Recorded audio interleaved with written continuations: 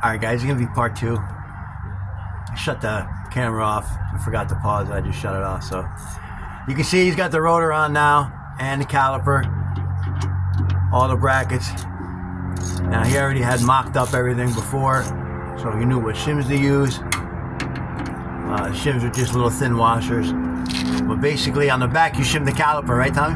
Yeah. And on the front you're gonna shim the bracket itself to center it up. There's no shimming on the caliper in the front. So basically what you want to do, hold on 1 minute, is if you look at the center line of the caliper, that line, you want that in the middle of the rotor, which he's pretty much got dead nuts. So we're going to roll with that, and then basically after that all you got to do is hook up your brake line and bleed them. So pretty easy guys, and yeah, really badass brake kit. I'll do another, well, maybe I'll show you the brake lines now. You got all the brake lines done, right? Yeah, except for the back. Yeah, I'll show you all the brake lines on the car real quick since we're here. But yeah, so that's how you put these brakes together. Pretty easy. Pads come out real quick with that pin. You pull the little clip. Pull that little clip, slide that pin out, pads come out. Slide new pads in, you're done. You don't gotta take the caliper off. So let's see what we got going on with brake lines. Show you around the back here.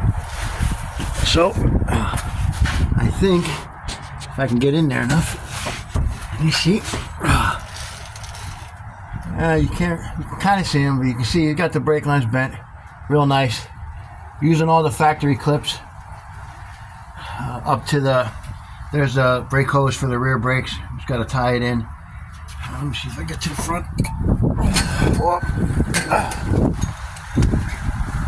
Cars, the hood's on it and there's no hinges, so it's a pain in the ass to get the hood off. But I showed you how he did the master cylinder and everything.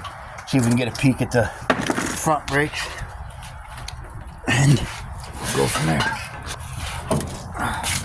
So there's the brake hoses that come with the kit, and you can see there's a little bit of the brake line. You can see where it was really touching. He put a little bit of hose over there just in case we don't want to have any rattles or any chafing on the frame. Sorry about my finger, let me move that. There you go. So you can see you put a little bit of hose on that one. And then you can see it's got the front brakes, brake lines. Let me see. I'll try to get them in. Kind of a bitch. There's the controller right there. He's got them all bent. Factory clips. Down along the cross member and up to the other wheel. And I already showed you the proportioning valve and everything. So yeah guys. Oh, get up. He's going to finish tightening up everything on the brakes. This side's pretty much done. He's going to torque everything down. And then he's working on this side right now. Basically the same thing. He already had it mocked up. So he's just putting it together. Making sure the caliper's still where it was before we mocked everything up. If not, he'll shim it out. And then we'll be putting the 5.3 and the 4L80 in the short bed today. I just gave the 4L80 a level 1 tidy after been sitting in the shop for 15 years. This is the original 4L80 out of Tommy's wrecked black crew cab that got wrecked probably, I think, 15 years or more ago. The transmission worked great, so we kept it. We kept the motor too, but we pulled it apart.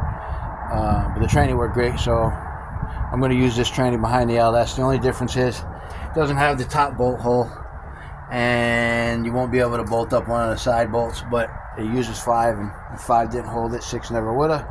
Cooler lines are in a different spot too on the old OBS trannies. You got one in the back and one in the front. On the newer LS versions, they're both stacked on top of each other, but same thing, as long as you use the right fitting in the back, so it dumps on the drum in there and lubricates it, you're good, you won't have no issues. I got a slip yoke somewhere, so I'm going to change that, put the slip yoke on it.